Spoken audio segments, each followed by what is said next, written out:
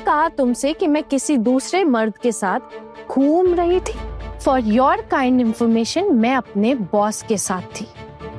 और तुम्हें कैसे पता कि मैं कोई इंपॉर्टेंट काम के लिए नहीं निकली थी? ऐसा क्या इंपॉर्टेंट काम था, वही तो मैं जानना चाह रही हूँ। तुम शायद भूल रही हो कि तुम इस घर में अभी बिल्कुल नहीं हो। अभी तक इतनी जगह नहीं बनी कि तुम सवाल पूछो। क्या तुम मुझे इस घर का सदस्य नहीं मानती? मेरे मानने या ना मानने से क्या फर्क पड़ता है? वैसे एक बात बताऊं मैं तुम्हें, मेरे पास ना बहुत काम होते हैं, जिसके सिलसिले में मैं पुलिस स्टेशन के आसपास तो जा ही सकती हूँ। अब पुलिस स्टेशन के पास खड़े होने का मतलब ये तो नहीं होता ना कि मैं पुलिस स्टेशन के अंदर गई। तो पहले तुम अच्छे से पता कर लो, फिर इतनी सारी बातें करना। और जो लोग बेवजह इतना भड़क रहे हैं ना, वो खुद भी जाके पता कर सकते हैं। पुलिस स्टेशन के पास से गुजरने का मतलब पुलिस स्टेशन के अंदर जाना नहीं होता है। तो ये बात तुम सीधा सीधा भी तो कह सकती थी ना। पुलिस के नाम से सब इतना डर क्यों जाते हैं? जो लोग गलत करते हैं वही तो डरते हैं, है ना? लेकिन जिसने कोई गलती ही नहीं की, वो लोग क्यों भला डरेंगे? छोटू, एक बात बता, तू जब भी छोटी बहू को उसके बॉस के साथ देखता है, इतना जल भून क्यों जाता है रे? माँ, पहले आप मुझे एक बात बताइए, आप अपने बिजनेस के बारे में सोच रही हैं ना, तभी अहाना की इन हरकतों को आप सपोर्ट कर रही हैं। छोटू, एक झपड़ देकर ना सारी हेकड़ी निकाल दूंगी मैं तेरी।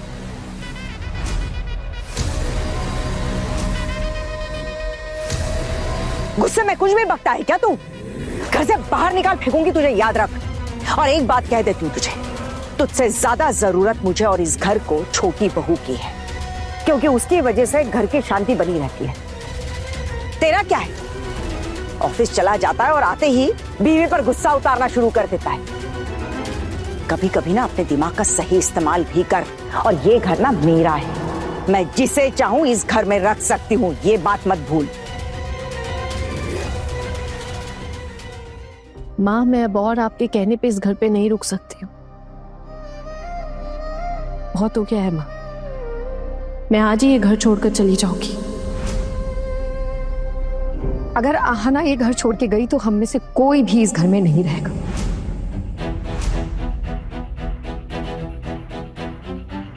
भाभी, आप लोग कहाँ जाएंगे? इस बारे में सोचा है? क्यों छोटू, फैक्ट्री है ना, हम फैक्ट्री में रह सकते हैं। फैक्ट्री का एक कमरा तो खाली ही पड़ा रहता है। जब प्रोडक्शन का काम बढ़ेगा तब वो गोडाउन की तरह इस्तेमाल होगा, तब तक तो हम उस कमरे में रह ही सकते हैं। हमारे पास और कोई रास्ता भी तो नहीं है ना, बस हम अपनी आवाज ही उठा सकते हैं, और क्या। आप लोग मेरी इज्जत के बारे में जरा भी नहीं सोचेंगे? ये पब्लिक प्लेस में मेरी बेइज्जती करते रहते, मेरे सीनियर को मारने की धमकी दे रहे, लोगों को बुला बुला के उन्हें पीटने को कह रहे। वो मेरे बॉस हैं। इतना सब कुछ हो जाने के बाद मैं इस घर में क्यों रहूं मैं इनके साथ? क्या मजबूरी है मेरी, आप बताइए? क्या नहीं है मेरे पास? कोई तो वजह होनी चाहिए ना मेरे पास इनके साथ रहने के लिए। ऐसे भी बॉस के आते तो पति की जरूरत कम हो जाती है ना।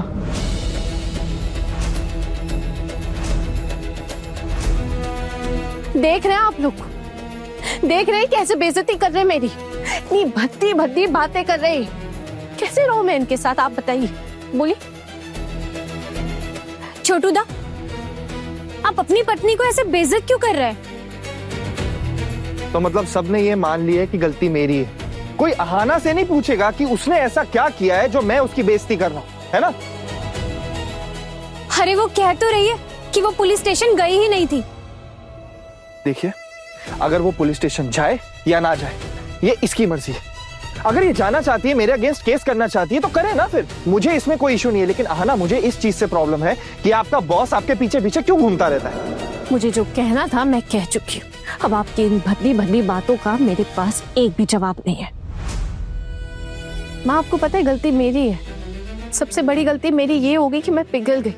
मैं आप लोगों के घर ना दोबारा आना चाहती थी, और इसकी वजह सिर्फ आप और मेरी ये दीदियाँ है। आप लोग ये मत सोचना कि मैं इनके बिना रह नहीं पाती, मर जाती। मैं अभी भी अपनी पूरी जिंदगी जी सकती हूँ इनके बिना। वो तो दिखाई दे ही रहा है। और वैसे भी मैं जो भी बोल रहा हूँ ना, जो अपनी आंखों से देखा है वही कह रहा हूँ। क्या देखा आपने अपनी आंखों से, बताइए। एक बार मुझे मेरे बॉस की गाड़ी में बैठते हुए देख लिया और आज ऑफिस आवर्स के बाद बॉस के साथ बात करते हुए, ये देखा आपने। इससे क्या ये साबित होता है कि मेरा और मेरे बॉस का गलत रिश्ता है? अगर मेरा गलत रिश्ता होता तो मैं अपने ससुराल वाले के मोहल्ले के सामने उनके साथ ऐसे घूमती या फिर कहीं और जाती जहां आपको भनक तक नहीं लगती।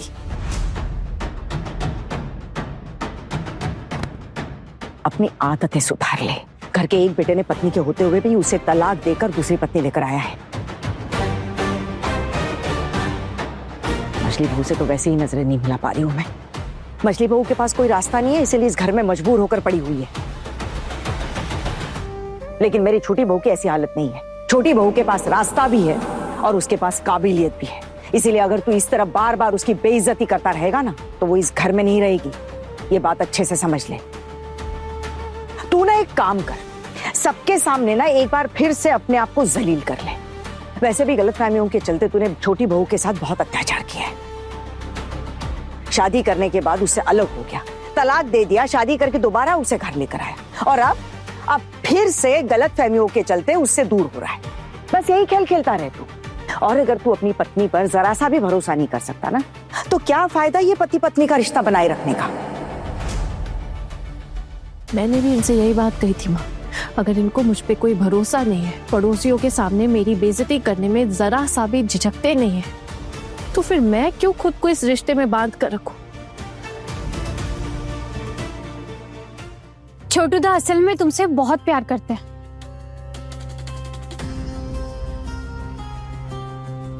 प्यार का मतलब समझती हो तुम? मैं प्यार का मतलब क्यों नहीं समझूंगी? अरे हर औरत प्यार का मतलब समझती है। मेरी अभी अभी तो शादी हुई है और वो मुझसे बहुत ज्यादा प्यार करते हैं, तो मैं प्यार का मतलब क्यों नहीं समझूंगी? पूजा, ये भद्दी भद्दी बातें करना बंद करो बेशर्मों की तरह। क्योंकि यहाँ पर मेरी सौतन खड़ी है।